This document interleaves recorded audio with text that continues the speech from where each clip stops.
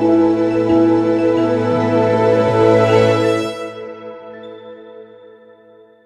goal today is a bit more in the general framework, general context, to see a bit the Baltic perspective, which is in some regard neglected.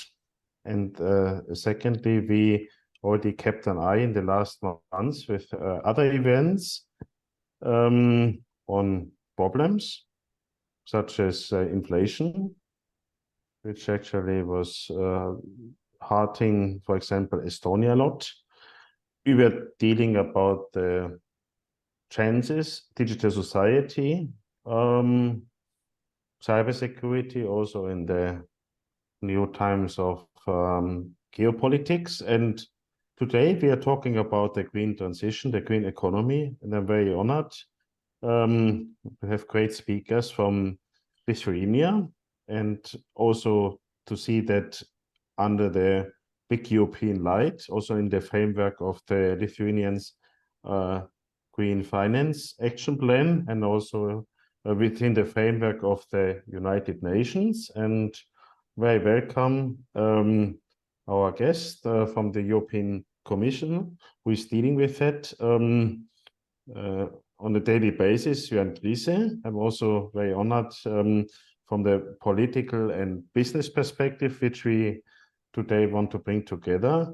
Gintare Nakevich-Ute from iFuture Investment, and also we have a voice from the Lithuanian Consumer Alliance with Kęstutis Kupšys. So hi there. Sorry for maybe some wrong spelling, but I hope it's fine.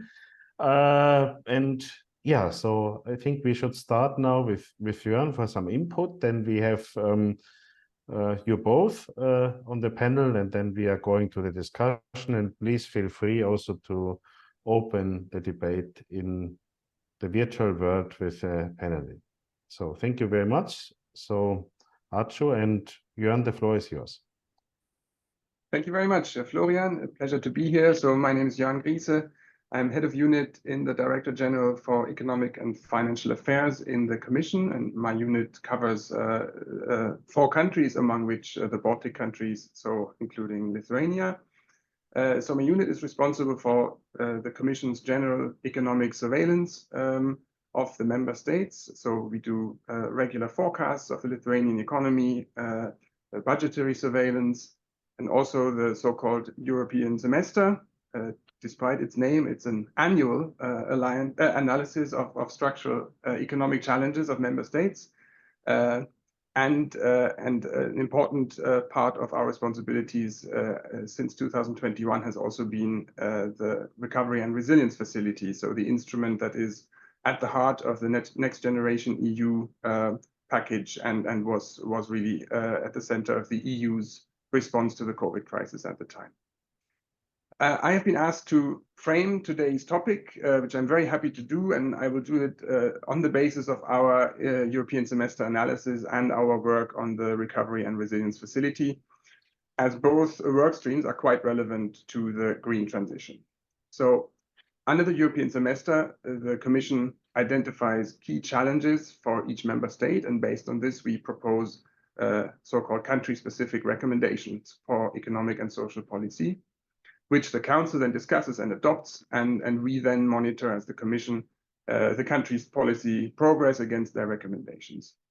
And for Lithuania, I would say there are 2 main themes really that have come out of our European semester analysis most clearly in recent years.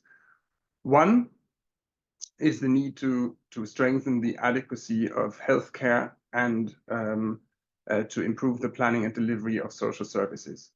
To meet this challenge, it's quite evident for us that Lithuania needs to allocate more public funding to health and social protection. And in turn, this means in order not to increase the public deficit, Lithuania needs to generate adequate tax revenues, which are currently at the low end of the spectrum among EU member states. I know health and social policy is not our topic today, but still I find it quite important to recall this finding also in this forum. The second one So the other big challenge that our analysis and recommendations to Lithuania have emphasized in recent years is precisely today's topic, namely the green transition. So like most other EU countries, Lithuania needs to reduce reliance on fossil fuels and imported energy by accelerating the deployment of renewables, improving energy efficiency, and also other areas. And here, the Recovery and Resilience Facility comes in and is a key catalyst for investments and reforms in all EU member states, also and in particular for the green transition. Last year, the Union responded to the energy market disruptions that were caused by Russia's invasion of Ukraine with the so-called Repower EU strategy, which seeks to make the EU less dependent on fossil fuels and on Russian energy in particular. And fresh money was agreed to be made available to member states for new Repower EU chapters in the country's recovery and resilience plans. In this context, Lithuania has therefore quite recently updated its recovery and resilience plan with a new Repower EU chapter and a substantial uptake of RRF loans. And Lithuania's updated plan of reforms and investments, which the Council of the EU adopted last month, so it's very fresh, is now worth 3.85 billion, which is over 5% of Lithuania's annual GDP. And it dedicates, so this plan dedicates a good third, 37.4% of the estimated total cost to the green transition. So this is equivalent to over 1.4 billion euros in climate relevant investments. As Russia's invasion of Ukraine was the trigger for the Repower EU strategy, as I mentioned, I think it's important to give Lithuania credit for having actively and seriously pursued energy independence from Russia from very early on, actually. I'm just going to mention the Klaipėda LNG terminal, which will celebrate its 10th birthday next year. And it has been key for the energy resilience of Lithuania and also its neighbors since February 2022. So again, Lithuania deserves credit for its strategic foresight on energy independence. And I will now illustrate with a few examples what Lithuania has set out to achieve under its recovery and resilience plan for the green transition, and also touch upon what opportunities arise from this for small and medium-sized enterprises. I will not be exhaustive, but I will mention 4 areas. Renewable energy generation, industry, transport, and buildings. So in line with the Council's recommendations, policy recommendations to Lithuania in the area of energy policy, as per the 2023 country-specific recommendations, Lithuania should aim to bring down the share of imported energy by accelerating the deployment of renewables. And here as well, Lithuania has reacted swiftly and redirected imports of energy and energy sources away from Russia. But Lithuania still imports around 2/3 of its electricity and remains highly dependent on imported fossil fuels, with gas still representing 1/4 of its electricity generation. This exposure to imports contributed also to record energy prices and the corresponding surge in inflation in 2022. Florian has mentioned this in his introduction. So Lithuania needs to continue, from our point of view, to increase domestic electricity generation, which is possible only through renewables. And Lithuania has already simplified administrative requirements for the deployment of new renewable energy capacity through the so-called breakthrough package of 2022. And this administrative simplification is also reflected as a key reform in the Repower EU chapter of Lithuania's revised recovery and resilience plan, as I mentioned, adopted last month. In addition, the plan will also finance preparatory works for the development of offshore wind, secondly, support creation of new storage and production capacity for electricity from renewable sources, and set up a quite sizable financial instrument to provide loans for private investments into solar and wind plants.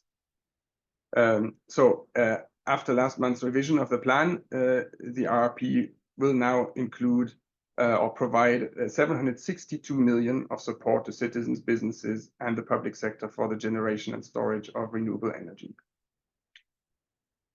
The second part of the EU's green recommendations to Lithuania is to decarbonize the industrial sector.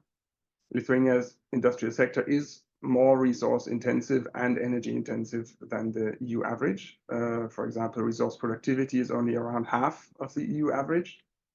So accelerating the industrial transition towards investment in manufacturing for clean technology is therefore crucial for the green transition and can also play a role in safeguarding the competitiveness of Lithuania's industry.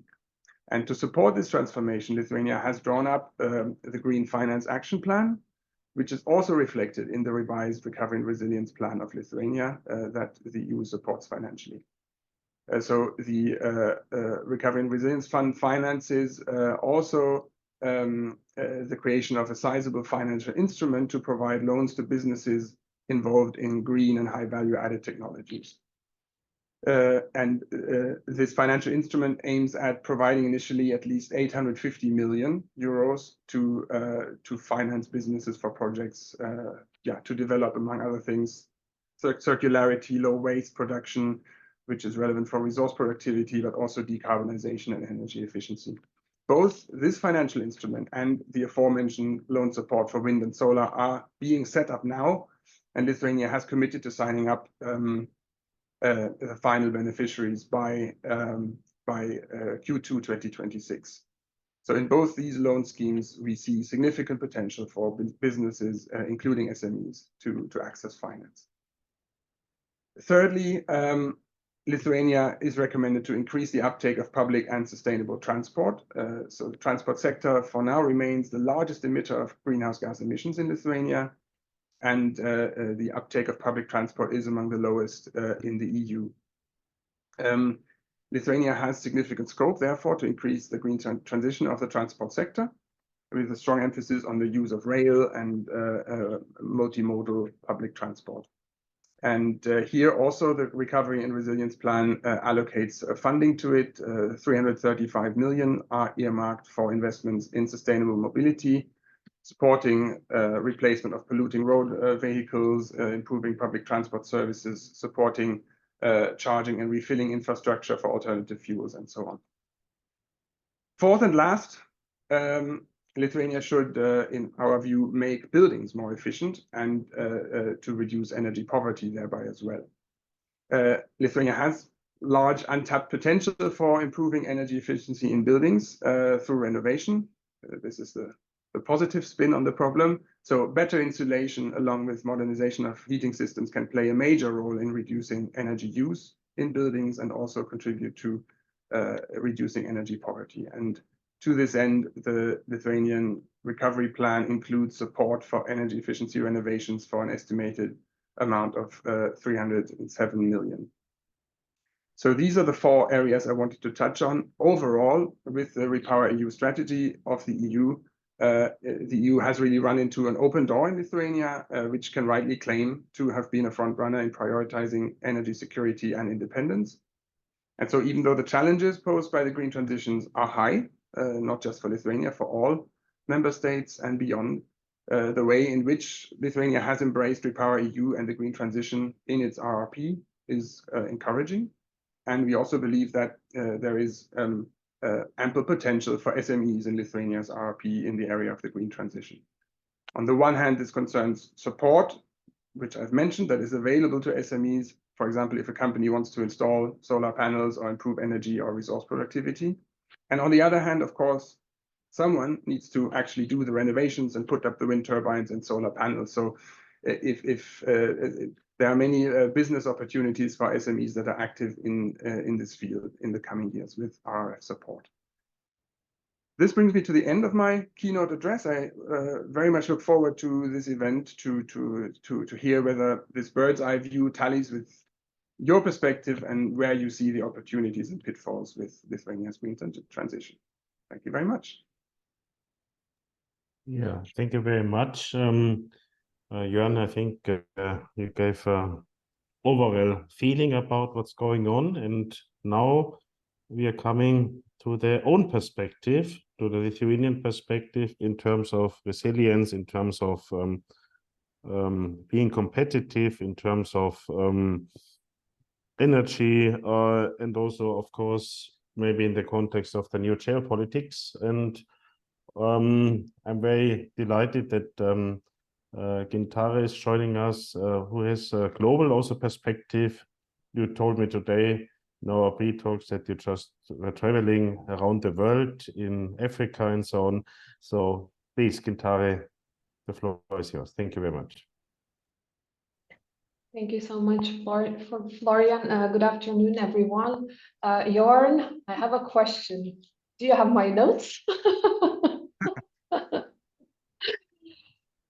Jorn basically touched all with no exceptions, points that I wanted to mention as well. So while speaking, I think I'll try to focus more on the other areas, more from the local perspective that was not touched until now. So and yeah, I have just returned from travels, and you know, I think one of the most important insights that I have, especially coming back from the third world countries, is that Europe is really a frontier in green finance and sustainability and development of the infrastructure when it comes to making our well-being more sustainable. So this is a pure and sole fact, and the high hope is that other continents and other countries will follow, at least step by step, at least by starting with you know, not only building the high tech and renewable energy panels, as for example, but starting with cleaning and making sure that pollution is as less as possible. So one thing that has not been mentioned by you, Jorn, today, and I was really happy that this is at least one point that you didn't mention. You mentioned our wind offshore plans and projects, and in implementation of Lithuania's model for the transformation in energy sector, which has been launched this year. Lithuania aims to be the first country in the world to have such a model developed for its energy transformation. So as someone who was the part of 2008 to 2012 government, back in the day when we were still building your mentioned LNG terminal or two energy links, Lithuania 1 and Lithuania 2, we were still having hopes for Visaginas nuclear power plant to be rebuilt and functioning at the time. Many saw Lithuania as having too high and ambitious goals when it comes to energy independency. And we are getting there quite firmly and speedily, having witnessed all the transformation that Lithuania has gone through in the last decade. I can firmly say that I do trust our government's capability and capacity to deliver on the plans that are foreseen for the future Lithuania when it comes to becoming a green finance hub in the north of Europe. When it comes to the SMEs and opportunities for the SMEs to be joining different projects, I think that those that are part of building solar power plants as it comes to the private households or renovation of the block buildings, there are high opportunities for them to contribute and to be there and and to be active part of the implementation. Nevertheless, when we are talking about larger scale projects such as wind shore implementation, the second one is upcoming next year. There will be a tender in the very beginning of the 2024. Is only 3% of the implementing partners that are promised to be small and medium enterprises. So I think this is the area that could have a larger potential of including smaller companies into the scheme, not only the large implementers of the wind offshore in Lithuania. What I think that when it comes to Lithuania being more sustainable, we are also still dealing with the mentality issues, and that is reflecting with everyday situations. I'll give you an example, and this is something we discussed this morning, Florian, with you. I'll give you an example with finance and sustainability.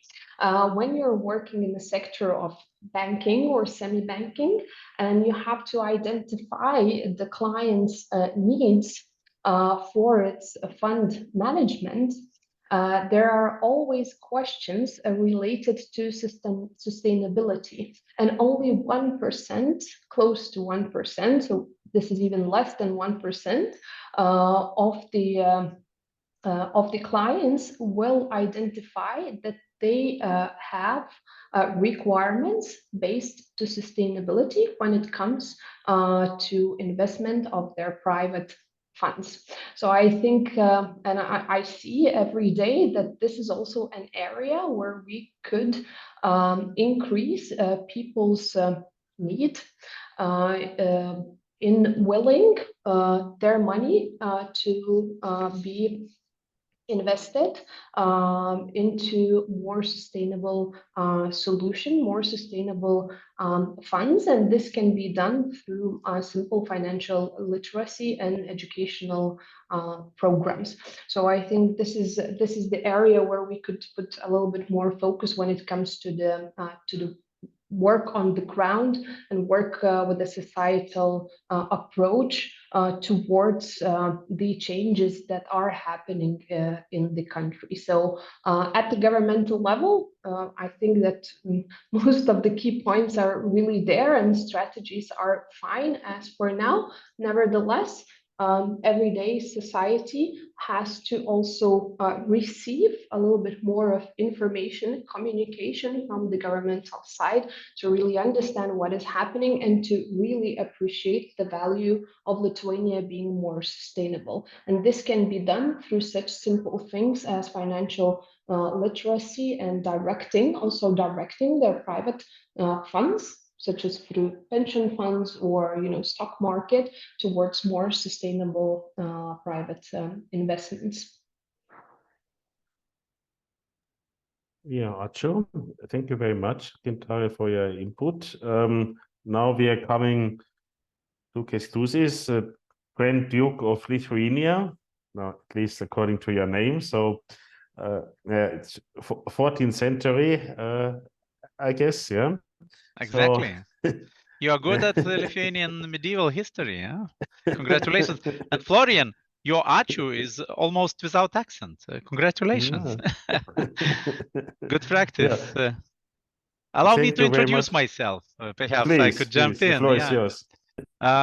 It's my pleasure to join you today. I'm Vice President of the Lithuanian Consumers Alliance, but also it's of course very important to say to our audience that I'm joining today also in my capacity of the European Economic and Social Committee member, where I'm part of the civil society organizations group, so-called Group 3.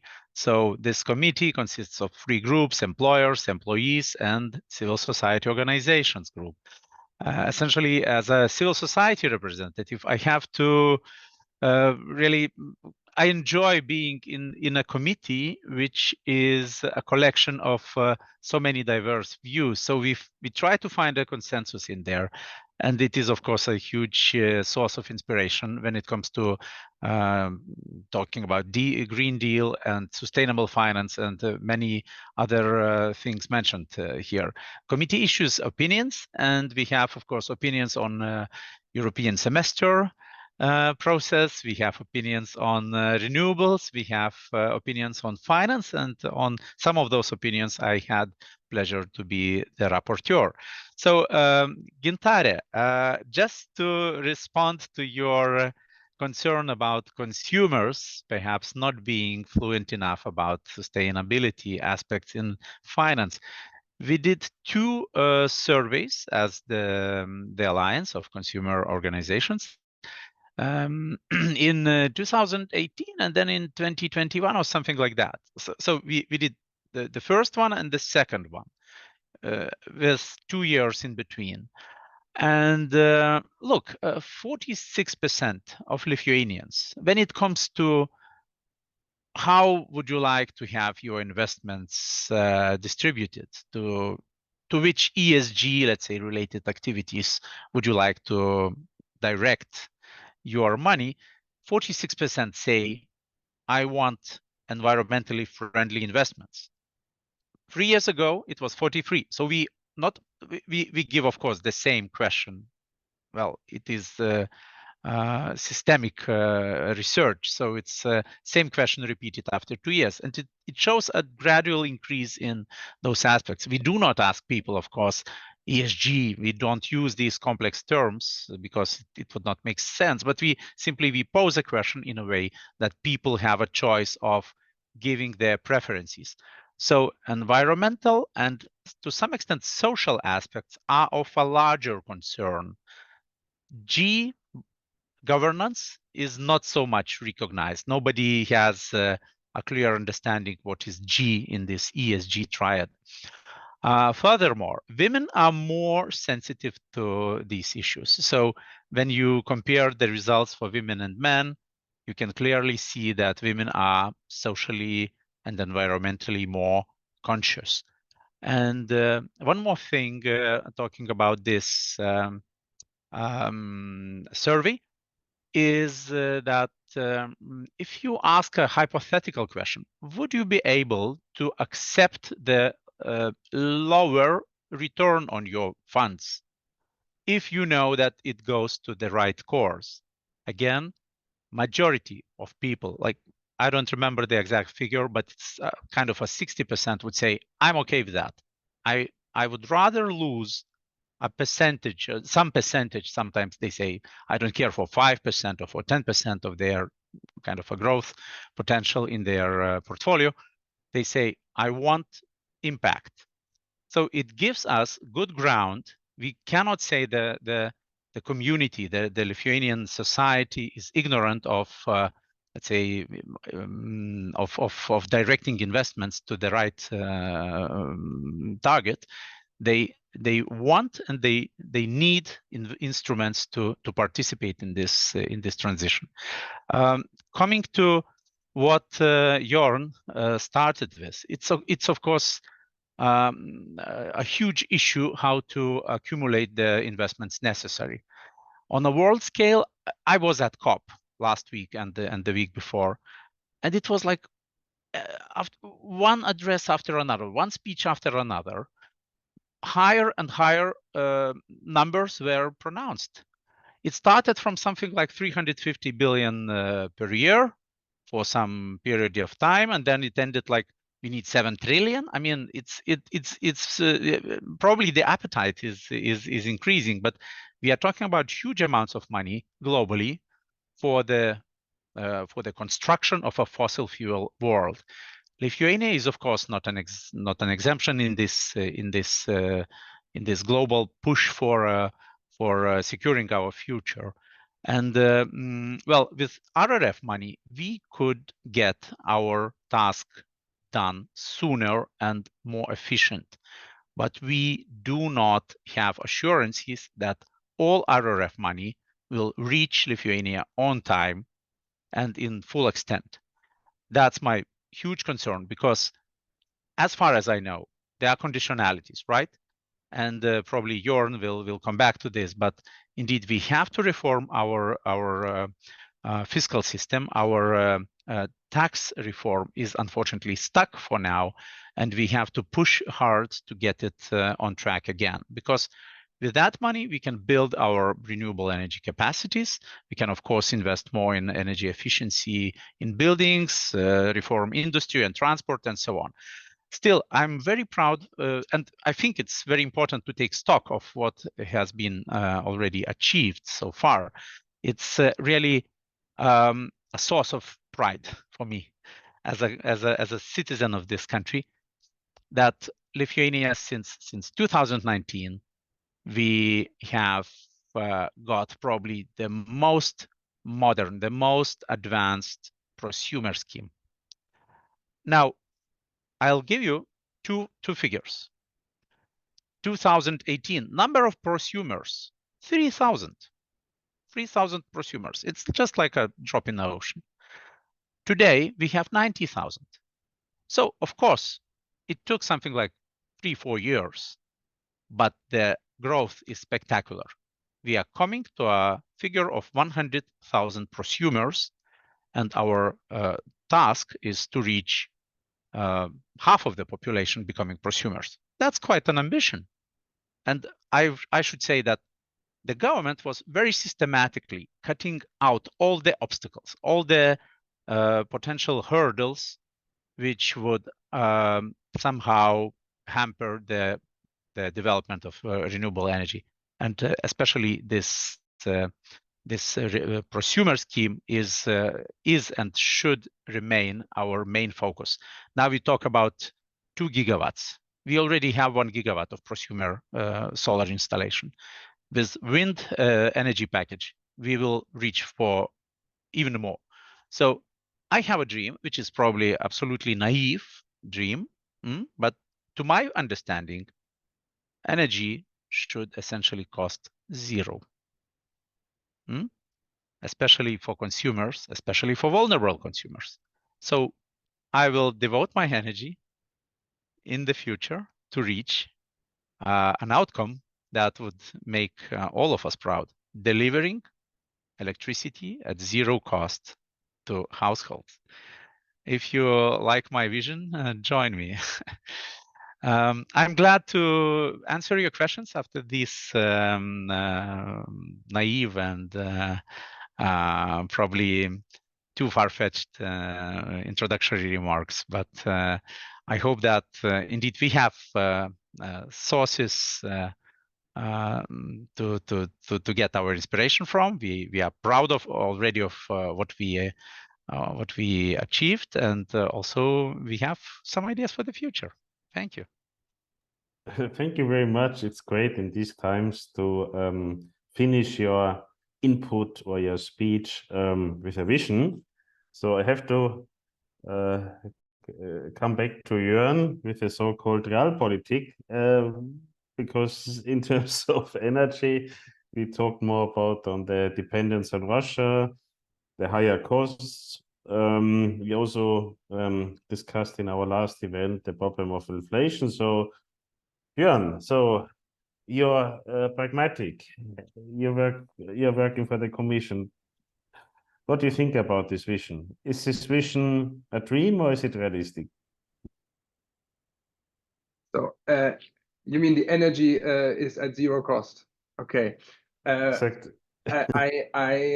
So I'm not an energy expert, but I think what is useful to distinguish is between fixed costs and variable costs, and we have it's not too far-fetched to say that renewable energy can have variable costs of zero, because we don't have inputs for each additional unit of energy produced, but we do have investment costs, fixed costs, like we do for oil and gas. Of course, this is no different. And so I would also I think part of what should make us hopeful is that when we hear these huge figures of investment needed for the green transition, we should not forget that the energy system we currently have and we have had for 50 years was not investment and cost-free at all either. So we need to redirect, we need to invest in the right things. And I think that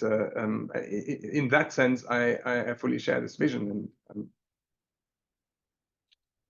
Yeah, so Gintare, do you want to comment on that?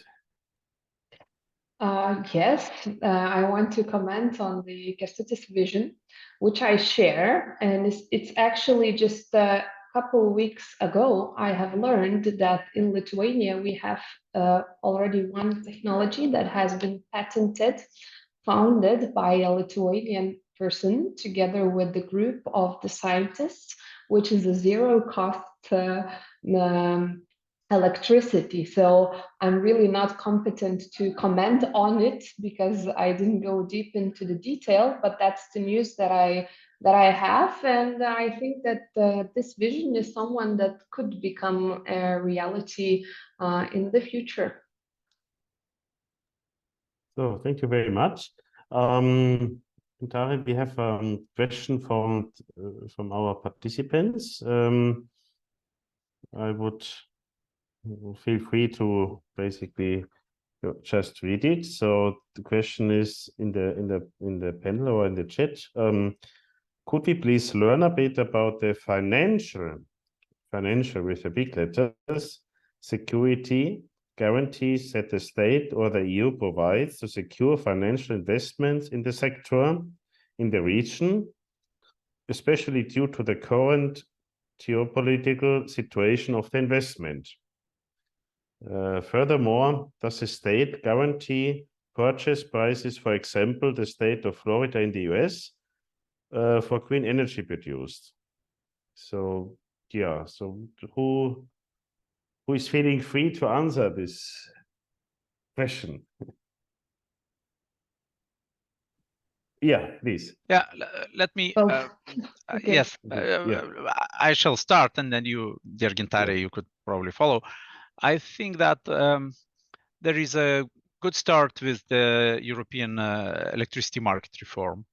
And if we have proliferation of so-called contracts for differences, then it's CFDs, yeah, in energy market. Then we are probably on the right track to respond to the question posed by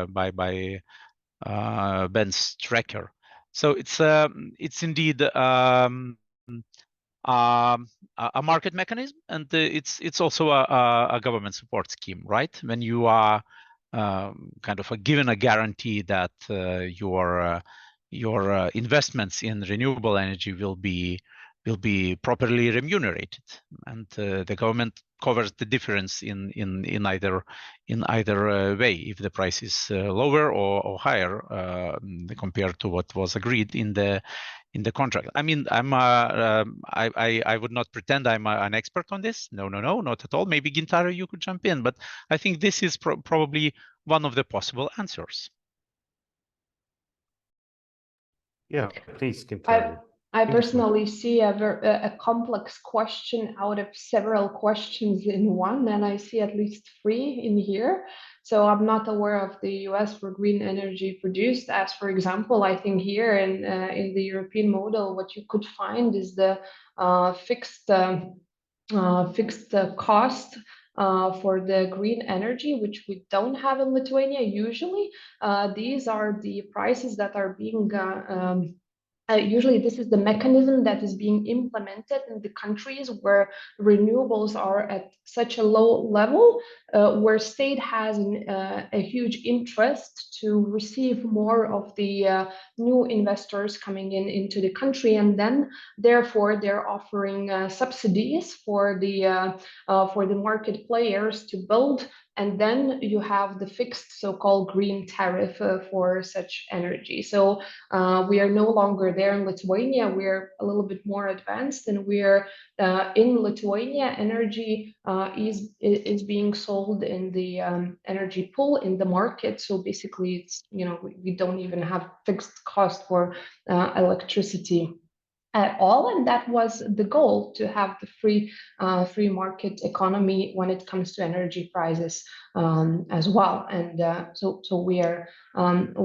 there. That's the first part of the question, I think, and the other part would be about financial security guarantees. That it's a complex question. So here the answer could be very short, because in your question, what I would also hear is that you Lithuanians, geopolitically, you are next to this big bear called Russia, you know, so how do you attract us to invest in your country? So surprise here is that our geographical position was always here, and it has never changed.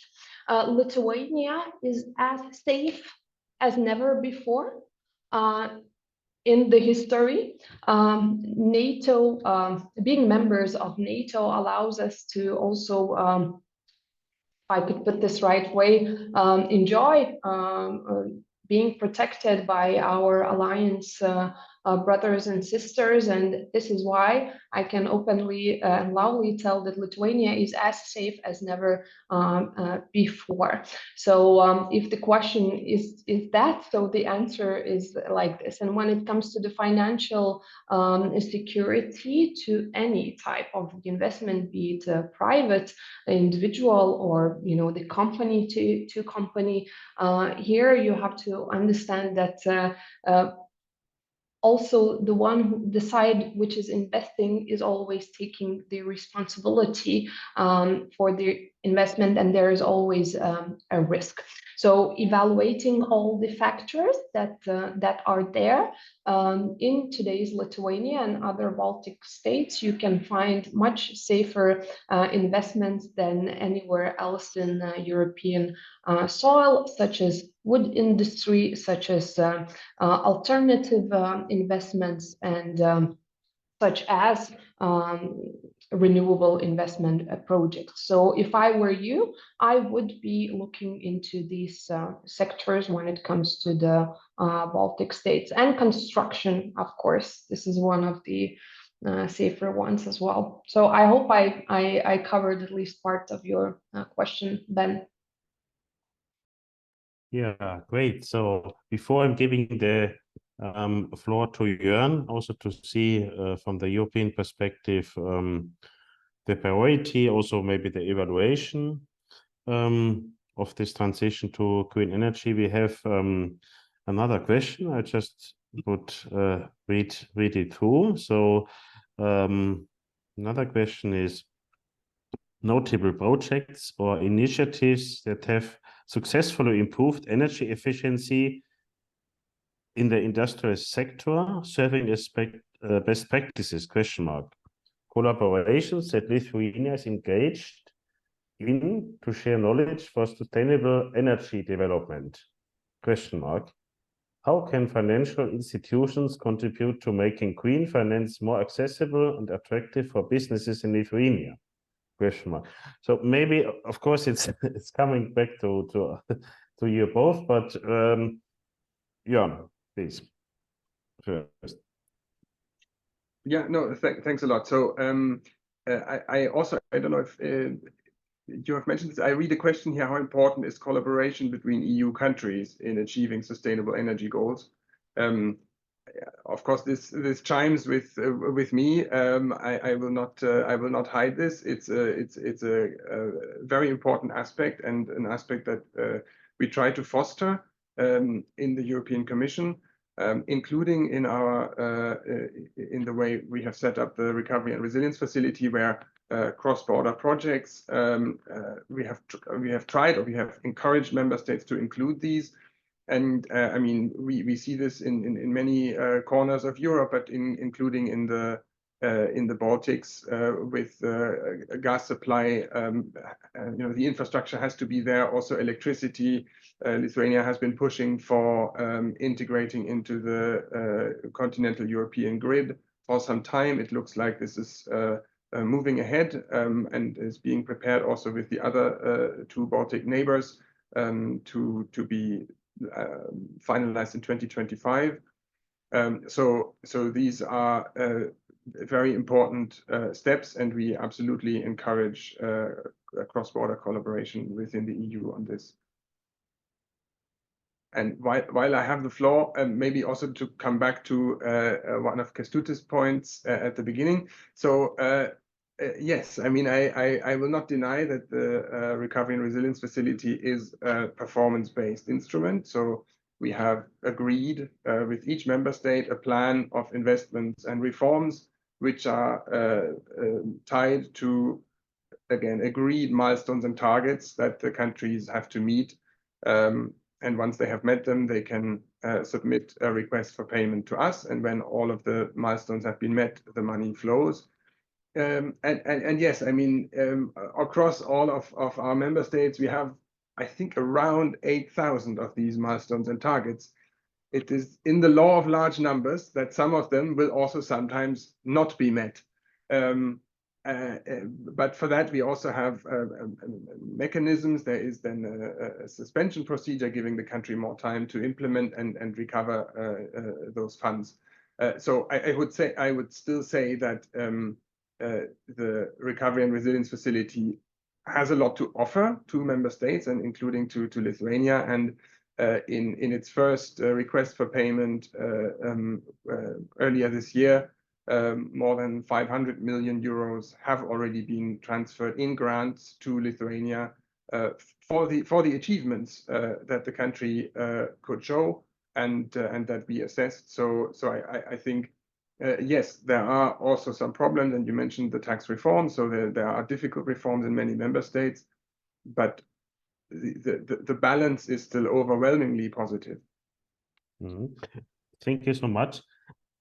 Coming back also, according to our pre-talk, Kestutis, basically you have to explain, please, for our European audience a bit the topic of the tax reform, because you were dealing with it. So maybe shortly or briefly you can say what is the topic, also maybe in the light of the upcoming election, or yes, thank you. With pleasure, of course, Florian. Well, we know it for years that we have tax loopholes, we have multiple special taxation regimes, we have certain professions, certain groups of people excluded from, let's say, proper taxation. And that's why Lithuania lags behind European average in terms of collected and redistributed tax income to serve public needs. And when it comes to health, Jorn, you mentioned that in your country specific, in the country specific recommendation list, there is an adequacy of healthcare and social services, which requires more spending, you said. And also the other point is green transition. For me, there is no distinction between the two. Essentially, green transition is so much related to healthcare, to societal health in general, and to the progression of the society as a whole. So we need investments in education to make sure that we have people ready to embark on green skills, which we need for green transition. We need healthy environment to make sure that we have good quality of life. And that goes hand in hand with the fossil fuels and unhealthy heating methods, deletion from the energy mix. So all these things should be systematically examined. And that's why first of all, we need to accumulate enough resources for all those reforms. Green transition, together with digital, together with healthcare, education, and all other societally important things. Now, if we have businessmen, now I might get a little bit provocative, especially in the context that the tax reform is so much disliked by industrialists and some business people. So if business people threaten the government that they might leave the country if the tax on dividends is increased, if they say that Lithuania will lose competitiveness because of taxation changes, then it simply shows that our society is still not adult enough. It means half of this part of the society, the more powerful, the more rich one, is in a position to stop a reform which is absolutely necessary, not only to support the poor, but also to serve basic needs of all of us. It is also very much evident in the context of necessity to increase our defense capabilities. We need extra budget for defense investment. And that is another hurdle. We start talking about some special defense tax.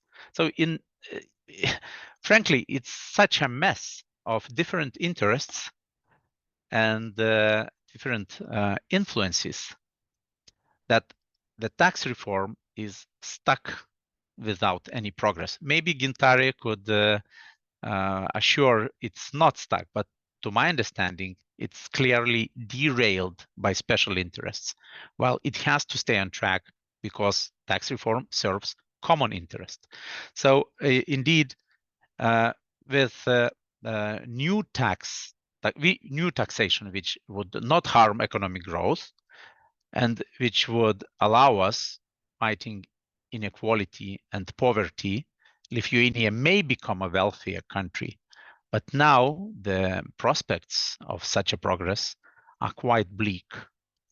Sorry for this reality check, but if tax reform is moving nowhere in 2024, next elections will most likely show that we are back decades or ages.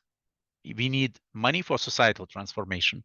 If that money is nowhere to get from, we don't get European funding, we don't accumulate our own resources, I really feel quite depressed about such a scenario. So many good things start with one single, very simple move. Finally, deliver the tax reform. That will, so it's like a knot, yeah. You either cut or untie somehow, and then things start moving. That's my vision. That's my view of this situation. Yeah, please, Gintare, maybe you can be a bit more hopeful. We started with the visions, now we came to the reality check, so maybe you can turn it back. So please. I really like reality of the democracy. So this is something that I truly like in the entire European Union. You know, there are many, especially outsiders, that would complain, you know, from time to time that, okay, decisions take so long. But, you know, the beauty of democracy is such that having so many different interest groups and different opinions in the society, you have to find the one that matches the majority and at the same time serves the public good. And that's something that I call the beauty of democracy, which we probably have in Lithuania at this very moment as well. And it's blooming in its in its brightest colors. So it's foreseen to have the final vote on the new budget on tax reform 23rd of December. So my hope is that we will get there by that time. And if I may, I will also jump to the question of Ronald Lieske here, Perfect, which is Gintare. how Thank you so is much. Lithuania Yes. cooperating with its neighboring countries in the Baltic Sea region for the green transition. So the question is actually a good one, because Baltic Sea region has quite many countries that are frontiers when it comes to being green in general. That's Denmark, that's Sweden, that's, in the Baltic Sea region we have Scandinavian countries plus Baltic countries plus Poland and a small gap of Kaliningrad included as well. So in the general overlook of the Baltic Sea region, I could tell that we're, if not the frontiers, then one of the frontiers in the world when it comes to being green. How much does Lithuania cooperate to its neighbors when it comes to green transition? I think personally, I do not know, but personally, I think that it's every state's matter to find the best timing for the necessary changes to be implemented. And as Kestutis also mentioned, the digital transformation, I think it's very closely related to the green transformation as well, because we are making all the things more digital. And for example, for Latvia, I think that this is what's a necessity at this very, very moment, because they're not there yet with very, very crucial things, like e-signing the documents, like there are systems that are not functioning at the level that it should, that would also help the green transition in general. So to my personal opinion, that the Baltic Sea region is one of the frontiers. Nevertheless, for each and every country, there is the plan of priorities where they need to get so that we could reach the joint goal. But nevertheless, as I know, for those other countries, except for the Kaliningrad district, they're all on the path towards being more sustainable. Yeah, thank you very much. You raised your hand? Yes, if I may. Yeah. On macro level, we can, of course, talk about interlinkages between different countries' energy systems and so on. I think it's already like a known fact, and we know that we need more links to balance the system. When there is an energy surplus in one system, it has to reach the other bidding zone where the deficit is registered. But I mean, from those big things, I can share our own example, what we do at the EU level. And that's thanks to the European Commission funding. Just to mention that we have, for example, project after project where we gather different consumer organizations under one consortium roof, and we share our experiences, how to deal with. Just few examples. Energy poverty. So it's also an issue in so many European countries, but we can still learn from each other how to do collective renewable energy purchase campaigns. Again, an ongoing project which is about to end with tangible results of many consumers buying renewable energy and energy efficiency installations for their homes, because there is a sharing mood among the countries. We learn from Slovenians learn from Portuguese, and we do this, on a routine basis.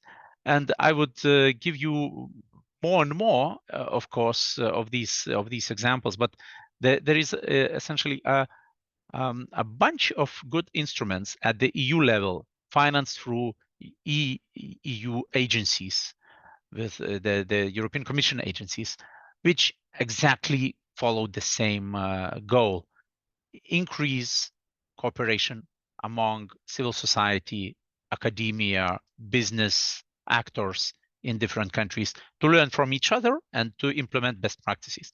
We have a lot to share. I was in July, I was in New York in the United Nations building at the UN high-level political forum, simply talking and spelling out a little bit of, let's say, advertising of Lithuanian prosumer scheme. The room was full of people from Africa, Asia, Latin America, North America, Europe, and everybody was quite amazed because we have a tool, we have a system we can share. So we essentially, we Lithuanians, can still achieve a lot by simply sharing our greening of energy system experience with others. And believe me, it's really something you will be amazed with when you learn about the features of the Lithuanian prosumer scheme. So again, probably that requires another separate webinar, but I'm ready on request to deliver this speech, because this is exactly something which we developed together in the country, even beyond the political divides. So we have good experience to share, and we need more than 1 hour to talk about that in a detailed way. Yeah, thank you so much. It's perfect finally to give back the floor to Jörn. So you tackled a few points now. Is there a system, Jörn? How to use the system? Also now the role of the EU agencies were mentioned. The question of funding, and also we have a question in this context in the chat. So this basically fits perfectly to this debate in which we are right now. So I just want to read what kind of challenges do you foresee for attracting investments in green projects? So a simple and tricky question at the same hand. So please, Jörn. Yeah, so I think one thing that springs to mind is the role of national promotional banks of development institutions, who probably among the many players have the most experience in combining public and private funds for specific projects. And in the Recovery and Resilience Facility, in the plan of Lithuania, there is a capital injection now included into Invega, which will more than triple its capital base, which it can then leverage and use these funds to either lend out or become a shareholder in, among others, green projects, and also crowd in private funding. So this is an example, I think, how to overcome funding difficulties in the green transition. Also worth mentioning the InvestEU scheme, where again Invega, this national promotional institution of Lithuania, is either about to, or I think they might already have the status of being a partner association in InvestEU. I don't deal with it myself, but this is definitely ongoing and will come to fruition soon, if not already. And this also means that it can leverage EU funds into public-private projects on the ground. So these are two schemes I can mention in this context. And maybe one more point following up on Kestutis' remark on energy communities. This is also something that Lithuania is now actively pursuing, with the aim to include also vulnerable households in these municipal schemes, with schools and other institutions in the community where solar generation, for example, is collectively put up, and then the energy also shared, so that vulnerable consumers can participate in the benefits. I don't know if it goes as far as Kestutis' dream of zero cost energy, but it's certainly a step in the right direction. Yeah, perfect. But let us bring this topic a bit more to the people, citizens in Lithuania. So how much basically this all this framework of energy, the transition topic is affecting the, let's say, ordinary normal people, because we discussed before in the series the inflation, of course, the fear of the neighbor, of the big neighbor. So how you see that in this context, maybe? So could you give us some, let's say, authentic voices from Kaunas, from Vilnius, or from Panevėžys? So this would be also helpful to see a bit how is the situation at the moment. Yeah. So Gintare, please. Yeah. So fear was not mentioned by us. Fear was mentioned by someone who was giving the question. So there is no fear on the Lithuanian soil at this very moment. I would also like to reflect on the question asked here by anonymous attendee. What kind of challenges do you foresee for attracting investments in the green projects? And here I would also like to return to the very first part of the debate, when Kęstutis gave different numbers than I gave, when it comes to people's willingness to invest into sustainable funds, or direct their money basically to sustainable solutions. So you're someone, Kęstutis, who is doing the surveys. I'm someone who is making, actually put the signature on where actually people's money will go. So when the time comes to put the signature on where the money is going to be invested, the signature would always go for the higher, or in most of the cases will go for the higher return on the investment. And this is the core. So there is willingness, there is understanding that we should maybe do that, we should maybe be more sustainable. But when it comes to my own pocket, I'll maybe get the higher return on the investment, especially if it's double, not only sticking to this sustainable investment. Unfortunately, one end that comes into this question of the anonymous attendee: what kind of challenges do you foresee?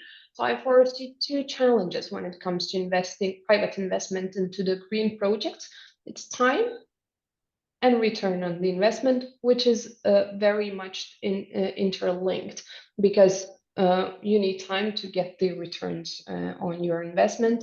And unfortunately, the green investments are usually takes longer to get the returns on them compared to the other ones that are available on the market.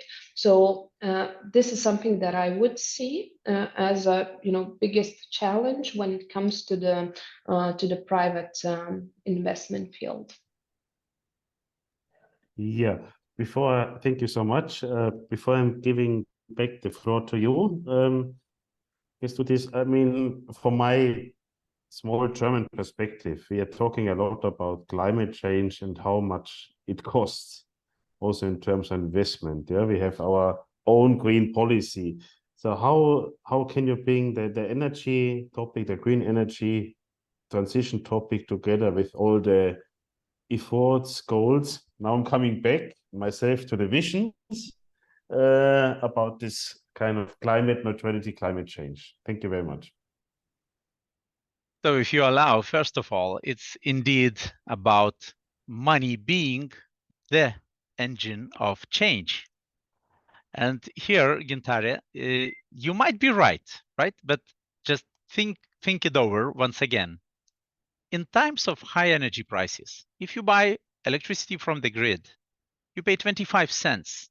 And if you invest in solar energy, in your own solar energy, of course, you suffer the investment cost, but then you are essentially getting your electricity only at a fraction of those 25 cents. So instead of 25 cents, you may pay 5 cents for energy storage, for net metering charge, okay?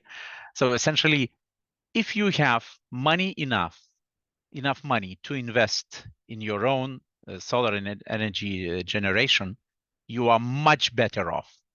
So it's not about making long-term visions and investing in green energy, waiting for dozens of years and then enjoying good return. No, the benefit is right here. You simply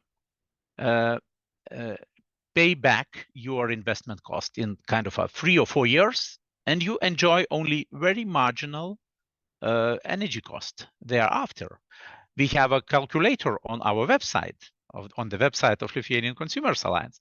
It shows different scenarios. If you are from a group of vulnerable people and you receive higher state support percentage for your investment, your investment will payback period is 1 year or even less.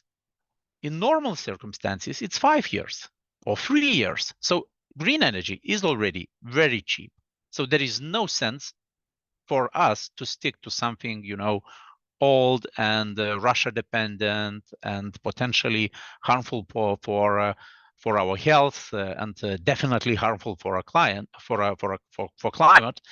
And instead of that, we should invest in green technologies. And Lithuanian model with solar farms and now with wind farms is really quite advanced. We just cut through the red tape and open the grid. So what is the main obstacle in attracting green investments then? How to generate the money necessary for this transition? I think it's simply inertia and its inability to change something which is not related to objective issues. It's inside, it's quite subjective. It's psychological phenomena. And to overcome those things, you invest in soft skills, in soft power. So you build societal awareness of how doing the right thing will help them, the country, and the planet. So potentially more and more support for information campaigns, for different pilot projects in every municipality are necessary. And especially like the one of the latest initiatives to have energy community obligatory, at least one energy community obligatory in every town, which is, I think, larger than 10,000 people. I guess, if I remember correctly, that's a great initiative. It comes from the EU level, and if properly implemented in member states, it would simply give an example how energy transition is beneficial for people. Well, there is one thing, and I will finish with that. There is one thing which disappoints me. Florian, you just demonstrated a highly fluent pronunciation of Vilnius, Kaunas, Panevėžys. But I learned how to pronounce very fluently one of my most favorite German institution titles. That's Kreditanstalt für Wiederaufbau. Okay? Lithuania clearly lacks, KfW, yeah, clearly lacks such an institution. We have money for green and digital transition dispersed, of course, the cohesion money and so on, dispersed among so many diverse bodies that simply combining it under one roof, having a potentially Lithuanian investment bank, the analog of EIB or KfW, would really lend us huge confidence that we can achieve, that we have money to create scale. You need a structure. You need a really corresponding structure, a corresponding body which would have capacities to deal with the required task. So that it's disappointment. Unfortunately, there is no such institution yet, but I'm fighting for that. So Lithuanian Climate Bank or Lithuanian Climate Protection Fund, whatever, is a necessity to direct investments in the right way. Thank you so much, Acho, again. Let's create a system. Let's create a structure. Now we exactly have 75 minutes due to the pre-Christmas time. Thank you so much for contributing. And as you said, we have to talk again. And Thank you also on behalf of SME Europe.